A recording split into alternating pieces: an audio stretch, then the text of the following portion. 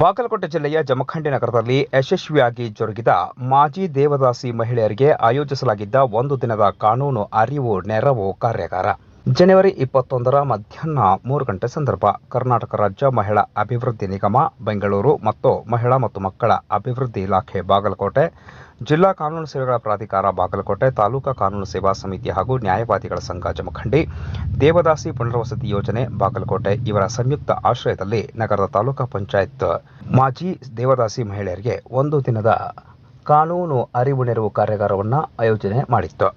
ಇನ್ನು ನ್ಯಾಯವಾದಿಗಳ ಸಂಘದ ಕಾರ್ಯದರ್ಶಿ ಶಿವಾನಂದ ಪಾರಶೆಟ್ಟಿ, ಶಿಶು ಅಭಿವೃದ್ಧಿ ಯೋಜನಾಧಿಕಾರಿ ಕಾರ್ಯಾಲಯದ ಬಿಜಿ ಹಿರೇಮಠ್, ಕರ್ನಾಟಕ ರಾಜ್ಯ ಮಹಿಳಾ ಅಭಿವೃದ್ಧಿ ನಿಗಮದ ನಿರೀಕ್ಷಕ ಮಧು ಲೋಕಾಪುರ್, ದೇವದಾಸಿ ಪುನರ್ವಸತಿ ಯೋಜನಾಧಿಕಾರಿ ಎಂಬಿ ಮಧುರಖಂಡಿ, ನ್ಯಾಯವಾದಿ ಲಕ್ಷ್ಮೀ ಸವದಿ, ಜಿಲ್ಲಾ ಸಂಪನ್ಮೂಲ ವ್ಯಕ್ತಿ ಪ್ರವೀಣ್ ಪೂಜಾರಿ, ತರಬೇತುದಾರ ಶಿವಕುಮಾರ್ ಸೇರಿದಂತೆ ವೇದಿಕೆ ಮೇಲಿನ ಗಣ್ಯರು ಸಸಿಗೆ ನೀರುಣಿಸುವುದರ ಮೂಲಕ ಕಾರ್ಯಕ್ರಮವನ್ನು ಉದ್ಘಾಟನೆಗೊಳಿಸಿ ಚಾಲನೆ ನೀಡಿದರು. ನಂತರ ನ್ಯಾಯವಾದಿ ಶಿವಾನಂದ ಪಾರಶೆಟ್ಟಿ, ನ್ಯಾಯವಾದಿ ಲಕ್ಷ್ಮೀ ಸವದಿ, ಮಧು ಲೋಕಾಪುರ್, ಬಿಜಿ ಹಿರೇಮಠ್ ಸೇರಿದಂತೆ ವೇದಿಕೆ ಮೇಲಿನ ಗಣ್ಯರು ಕಾರ್ಯಕ್ರಮವನ್ನು ಉದ್ದೇಶಿಸಿ ಮಾತನಾಡಿದರು.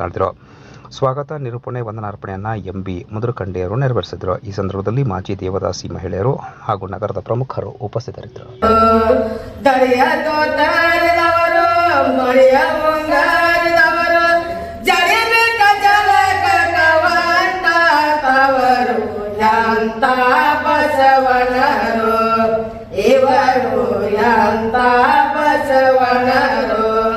ಬಂಗಾರ ಟೆಪ್ಪಿಗವರು ಬೆಲೆ ತುರಾಯ್ದವರು ಬಯಲು ಮುನಗಿಯ ಬ್ಯಾತ ಎಳೆದವರು ಎಂತ ಬಸವನರು ಇವರು ಎಂತ ಬಸವನರು.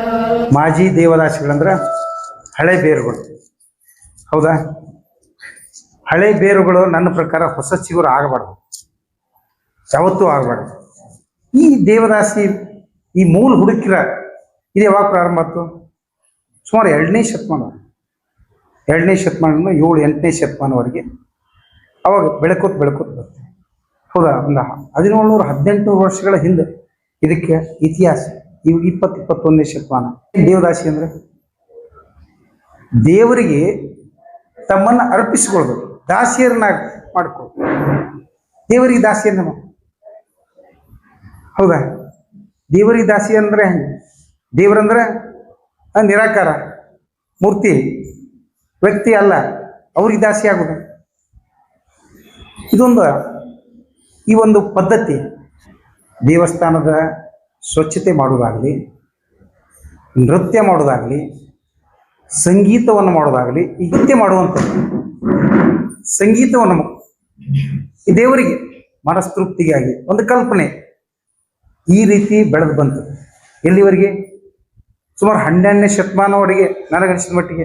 ತದನಂತರ ಬದಲಾದ ಸನ್ನಿವೇಶದೊಳಗೆ ಮುಂದುವರೆದು ಇವತ್ತು ಅದು ದುರ್ದೈವ ವೈಶಾವಟಿಕೆ ಆಗಿದೆ. ಮನುಷ್ಯ ಜನ್ಮ ಹುಲ್ಲು ಕಡ್ಡಿ ಅಲ್ಲ.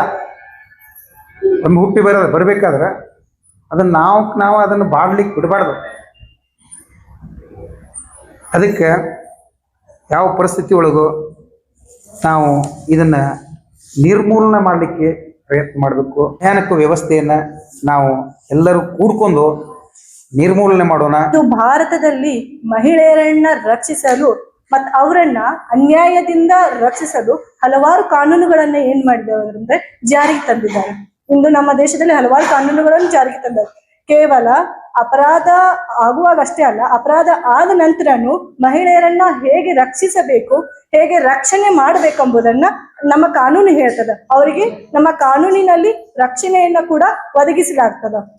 ಈಗ ನಾವು ಸುಮಾರು ಸಲ ಕೇಳ್ತೀವಿ, ಕೆಲವೊಂದ್ ಕಡೆ ಕೇಳ್ತೀವಿ, ಎಷ್ಟೋ ಕಿರುಕುಳ ಆಗ್ತಿರ್ತಾವು, ಎಷ್ಟೋ ಅಸಭ್ಯ ವರ್ತನೆಯನ್ನ ಮಾಡ್ತಿರ್ತಾರು. ಇವುಗಳನ್ನೆಲ್ಲ ನಾವು ದೂರ ಹೋಗಿಸ್ಬೇಕಂದ್ರೆ ನಮ್ಗೆ ಏನಿರ್ಬೇಕಪ್ಪ ಅಂತಂದ್ರೆ ನಮ್ಮ ಹಕ್ಕುಗಳ ಬಗ್ಗೆ ನಮಗೆ ಅರಿವು ಮೂಡಬೇಕು. ಅಂದ್ರೆ ನಮಗೆ ಕಾನೂನುಗಳ ಬಗ್ಗೆ ತಿಳ್ಕೊಳ್ಬೇಕು.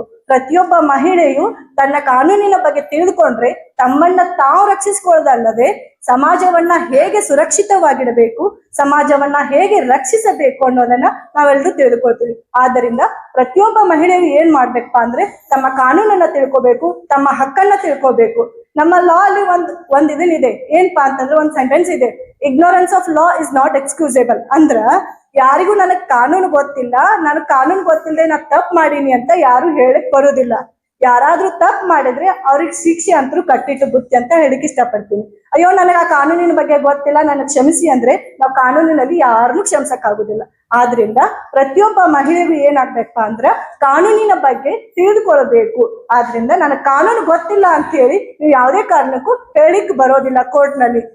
ಕೋರ್ಟಲ್ಲಿ ಹೋಗ್ತೀವಿ, ಸಾಹೇಬ್ರೆ ನನಗೆ ಕಾನೂನಿನ ಬಗ್ಗೆ ಗೊತ್ತಿರ್ಲಿಲ್ಲ, ಹಂಗಾಗಿ ನನ್ ತಪ್ಪಾತು ಅಂತಂದ್ರೆ ಕ್ಷಮಿಸಕ್ ಬರುವುದಿಲ್ಲ. ಆದ್ರಿಂದ ನಾನು ಒಂದ್ ಮಾತನ್ನ ಹೇಳ್ತೀನಿ, ಎಲ್ಲ ಮಾತೆಯರು ಕೂಡ ಕಾನೂನಿನ ಬಗ್ಗೆ ಅರಿವನ್ನ ಇಟ್ಟುಕೊಳ್ಳಿ, ಕಾನೂನನ್ನ ತಿಳಿದುಕೊಳ್ಳಿ ಅಂತ ಹೇಳಿಕ್ ಇಷ್ಟಪಡ್ತೀನಿ.